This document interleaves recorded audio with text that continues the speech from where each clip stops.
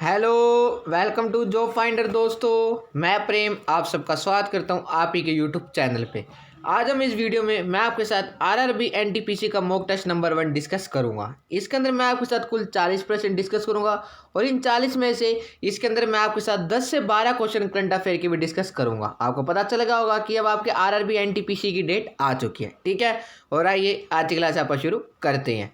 आज का पहला प्रश्न आपके सामने, निम्न में से भारत में अंग्रेजी ईस्ट इंडिया कंपनी की प्रथम प्रेसिडेंसी कहाँ थी। मैं इसके अंदर आपके साथ फटाफट 10 से 12 मिनट में फटाफट 40% डिस्कस करूंगा। निम्न में से भारत में अंग्रेजी ईस्ट इंडिया कंपनी की प्रथम प्रेसिडेंसी कहाँ थी। इसका क्या आंसर हो जाएगा? इसका आंसर हो जाएगा ऑप्शन है मद्रास में, ठीक है। और नेक्स्ट प्रश्न आपके सामने, भार का ऐसा ही मात्र डैश है। और हाँ, वीडियो कंप्लीट होने के बाद सारे बच्चे मुझे कमेंट बॉक्स में जरूर बताएंगे कि आपके 30 में से कितने प्रश्न सही हैं। इसका आंसर हो जाएगा ऑप्शन डी न्यूटन, ठीक है। और नेक्स्ट प्रश्न है दोस्तों आपके सामने कि निम्न में से कौन कोलकाता का संस्थापक था। अब आप बताओ कि जो कोलकाता है उसका संस्थापक कौन था। इसका आंसर हो जाएगा ऑप्शन ए जॉब चार्नोक। और नेक्स्ट प्रश्न है दोस्तों आपके सामने, बक्सर के युद्ध में ईस्ट इंडिया कंपनी की सेना का सेनापति कौन था। अब आप बताओ कि जो बैटल ऑफ बक्सर हुआ था उसमें ईस्ट इंडिया कंपनी की सेना का सेनापति कौन था। इसका आंसर हो जाएगा ऑप्शन सी मुनरो, फाइन। और नेक्स्ट प्रश्न है दोस्तों आपके सामने कि बंकिम चंद्र चटर्जी द्वारा कांग्रेस के किस वर्ष के सत्र में पहली बार वंदे मातरम गाया गया था। वंदे मातरम किसके द्वारा गाया गया था? बंकिम चंद्र चटर्जी के द्वारा। और ये कांग्रेस के किस वर्ष के सत्र यानी सेशन में गाया गया था। इसका आंसर हो जाएगा ऑप्शन बी 1896 में।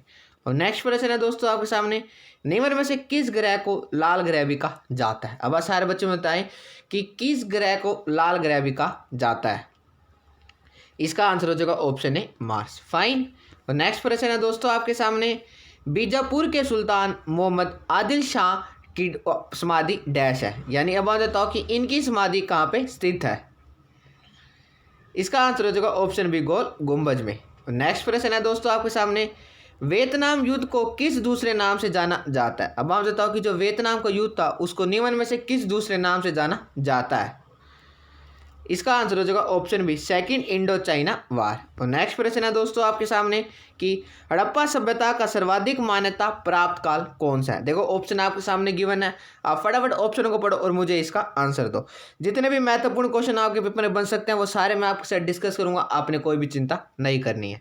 इसका आंसर हो जाएगा ऑप्शन बी 2500 ईस्वा पूर्व से लेकर 1750 ईसा पूर्व तक। और नेक्स्ट प्रश्न है आपके सामने, अल्मेडा किस उपनिवेश का प्रथम वायसराय भारत आया था। अंग्रेज, पुर्तगाली, डच या फ्रांस। इसका आंसर हो जाएगा ऑप्शन बी पुर्तगाली का, ठीक है। और नेक्स्ट प्रश्न है दोस्तों आपके सामने कि उत्तेजना के समय डैश हार्मोन अधिक मात्रा में उत्सर्जित होता है। अब मैं बताओ कि उत्तेजना के समय में निम्न में से कौन सा हार्मोन अधिक मात्रा में उत्सर्जित होता है। इसका आंसर हो जाएगा ऑप्शन बी एस्ट्रोनिल, फाइन। और नेक्स्ट प्रश्न है दोस्तों आपके सामने, भारत में पुर्तगाली शक्ति का निम्न में से कौन वास्तविक संस्थापक था। अब आप बताओ कि पुर्तगाली शक्ति का भारत में कौन वास्तविक संस्थापक था। और 1498 में सबसे पहले वास्को डी गामा पुर्तगाल से भारत आया था। इसका आंसर हो जाएगा ऑप्शन बी अल्बुकर्क। और नेक्स्ट प्रश्न है आपके सामने कि निम्न में से कौन सा भारतीय राज्य अंग्रेजों के लिए दुआदार गाय था। ऑप्शन आपके सामने गिवन है, आप फटाफट ऑप्शन को पढ़ो और मुझे इसका आंसर दो। इसका आंसर हो जाएगा ऑप्शन है अवध, फाइन। और नेक्स्ट प्रश्न आपके सामने, मौर्य साम्राज्य के संस्थापक कौन थे। बिंदुसार, बिंबिसार, चंद्रगुप्त मौर्य या अशोक। इसका आंसर हो जाएगा ऑप्शन सी चंद्रगुप्त मौर्य। और नेक्स्ट प्रश्न आपके सामने कि निम्न में से भारतीय संविधान का कौन सा स्तंभ उसका अंतिम व्याख्याता है। इसका आंसर हो जाएगा ऑप्शन सी न्यायपालिका, फाइन। मुझे आशा है कि आपको सेशन अच्छा लग रहा होगा। और नेक्स्ट प्रश्न आपके सामने, निम्न में से कौन से संवैधानिक संशोधन अधिनियम ने पंचायतों को संवैधानिक मान्यता दी है। 72वें, 73वें, 74वें या 75वें संवैधानिक संशोधन अधिनियम। इसका आंसर हो जाएगा ऑप्शन बी 73वें संवैधानिक संशोधन अधिनियम ने। और नेक्स्ट प्रश्न है दोस्तों आपके सामने, निम्न में से कौन सा मानव के उत्सर्जन तंत्र में सम्मिलित नहीं किया जाता है। इसके अंदर होता है ना कि निम्न में से कौन सा मानव के उत्सर्जन तंत्र में सम्मिलित नहीं किया जाता है। मुझे आपने इसके अंदर नहीं का बताना है। इसका आंसर हो जाएगा ऑप्शन सी उदर। इसके अलावा इन तीनों को मानव के उत्सर्जन तंत्र में सम्मिलित किया जाता है। ठीक है, नेक्स्ट प्रश्न है आपके सामने, किस प्रक्रम द्वारा कुछ पदार्थ जैसे कार्बन डाइऑक्साइड अथवा ऑक्सीजन कोशिका झिल्ली के आर पार आ जा सकते हैं? इसका आंसर हो जाएगा ऑप्शन सी विसरण के द्वारा। फाइन। और नेक्स्ट प्रश्न है दोस्तों आपके सामने, बादलों तथा पृथ्वी अथवा विभिन्न बादलों के बीच विद्युत विसर्जन के कारण डैश उत्पन्न होती है? तड़ित, झंझावत, चक्रावत, तड़ित या वायु? इसका आंसर हो जाएगा ऑप्शन सी। ठीक है, और नेक्स्ट प्रश्न यानी क्वेश्चन नंबर 20 आपके सामने, किस बैंक ने हाल ही में अपने ग्राहकों के लिए व्हाट्सएप बैंकिंग सेवाएं शुरू की है? ये हाल ही में किस बैंक ने शुरू किया है? इसका आंसर हो जाएगा ऑप्शन है IDBI बैंक ने। और नेक्स्ट प्रश्न है दोस्तों आपके सामने कि यानी क्वेश्चन नंबर 21, निम्न में से किस राज्य में गरीबी रेखा से नीचे रहने वाले सभी परिवारों को 10 रुपये में साड़ी देने की घोषणा की है? ऐसा हाल ही में किस राज्य की सरकार ने किया है? इसका आंसर हो जाएगा ऑप्शन सी झारखंड ने। जो भी क्वेश्चन करंट अफेयर के आपके पेपर में बन सकते हैं वो सारे मैं आपके साथ डिस्कस करूंगा, आपने कोई भी चिंता नहीं करनी है।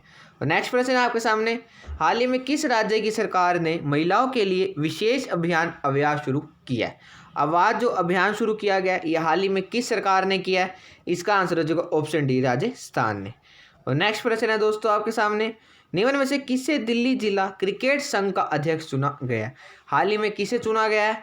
इसका आंसर हो जाएगा ऑप्शन बी अरुण जेटली जी को। ठीक है, नेक्स्ट प्रश्न है दोस्तों आपके सामने, भारत और डैश देश की नौसेना के बीच श्रीनेक्स 20 आयोजित किया गया। ये हाल ही में भारत और किस देश की नौसेना के बीच में किया गया?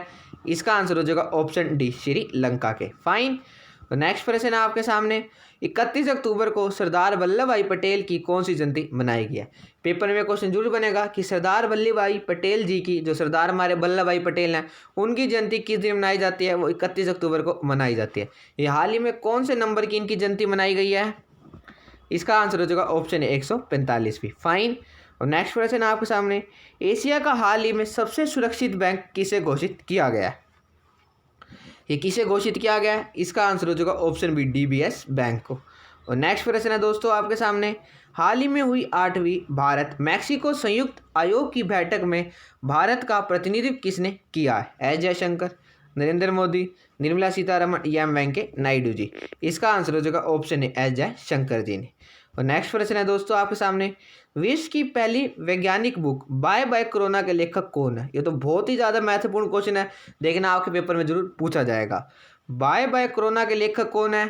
इसका आंसर हो जाएगा option B doctor Pradeep Shrivastava ji. और नेक्स्ट प्रश्न है दोस्तों आपके सामने, निम्न में से किस राज्य सरकार ने सेब उगाने वाले किसानों के लिए बाजार हस्तक्षेप योजना शुरू की है?